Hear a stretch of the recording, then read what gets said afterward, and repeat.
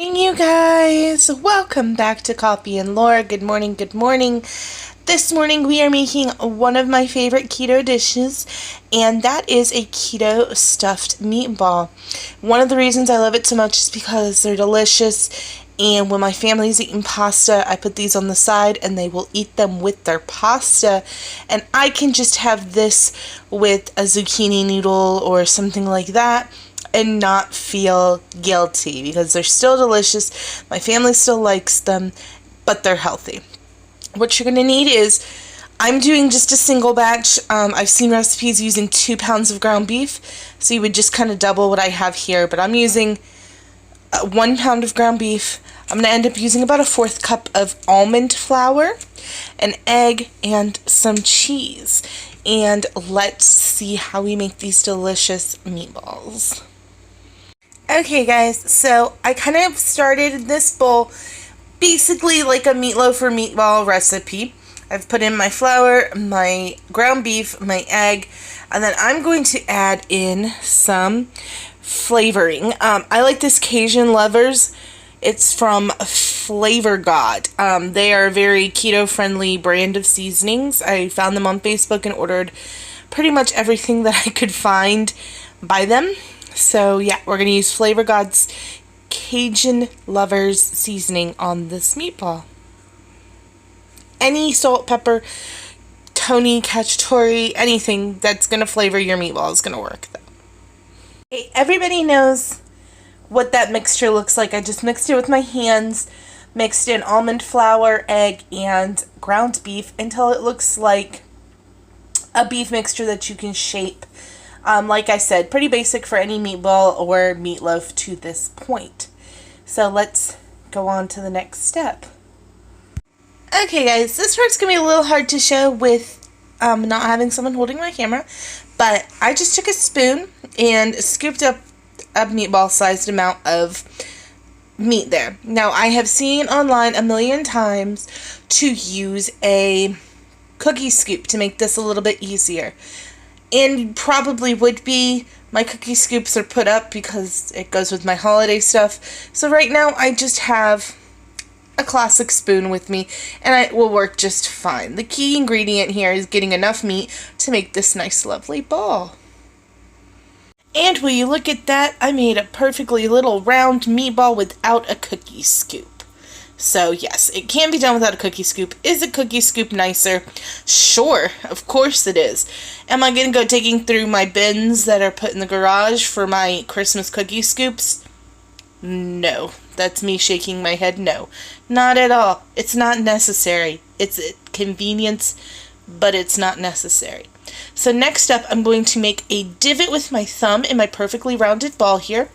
And I've seen people use cubed cheese. I've seen people use shredded cheese like I'm about to.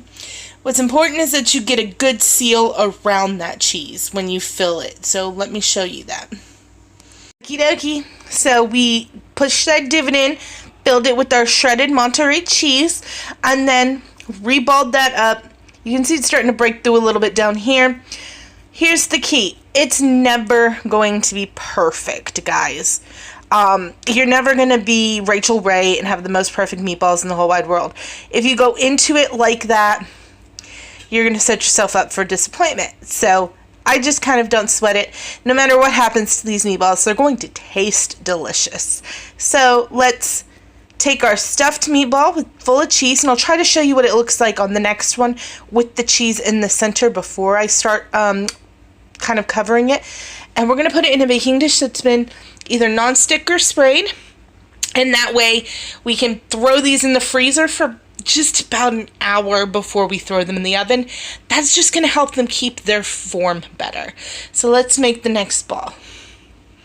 Okay, you guys, there's that perfect divot again on my second ball. As you can see, I've just used my thumb to make a really nice hole in that meatball that was perfectly round before I did that. And now I'm going to add some cheese to it. So let me show you guys what that is going to look like once I add the cheese. There we are, divot filled with that shredded cheese, and then I'm just going to roll it back together into a ball, making sure that that cheese is centered in that middle and is not leaking out too much anywhere. Like I said, freezing it for 1 hour is going to help, but you want to keep that cheese locked in that center as much as physically possible. So let me show you one more time, one that has been all rolled up.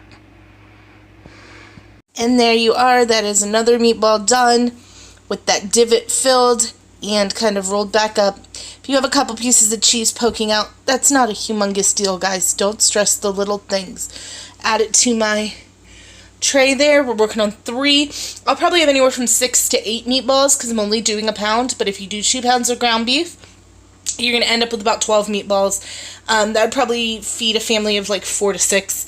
I'm only working with a family of 3 plus 3 dogs who will eat an extra if we have like 1 extra. So, yeah. But we're just going to keep making these meatballs till this tray is full, and then I'll show you how we're going to freeze them. Boom. I have 8 very large meatballs here, and they are going to go in my outside freezer for about an hour so that they can really set before I put them in the oven at 400 degrees. I'll let you know how long they take. And there they are, 25 minutes later. So I left mine in the freezer for a couple of hours because I prepped them in the morning and then made them for dinner. But they still squirted a little bit, as you can see. Well, squirted's not really the word I want. Leaked. Let's say leaked. They still leaked a little bit. But yeah, they are going to be absolutely delicious. I'm so excited to try them.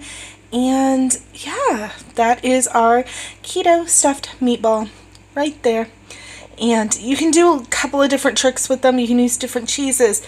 I've heard if you put them on a wire rack in the pan there, if you put a wire rack underneath them, you don't have to drain them. I had to drain them about 2 times throughout the 25-minute to 30-minute cooking process, just because I didn't want them sitting in their own little grease there. And putting a wire rack under them will help. But thank you so much for joining me this morning, and I hope you guys have an amazing rest of your week. And let me know if you try these meatballs and if you like them.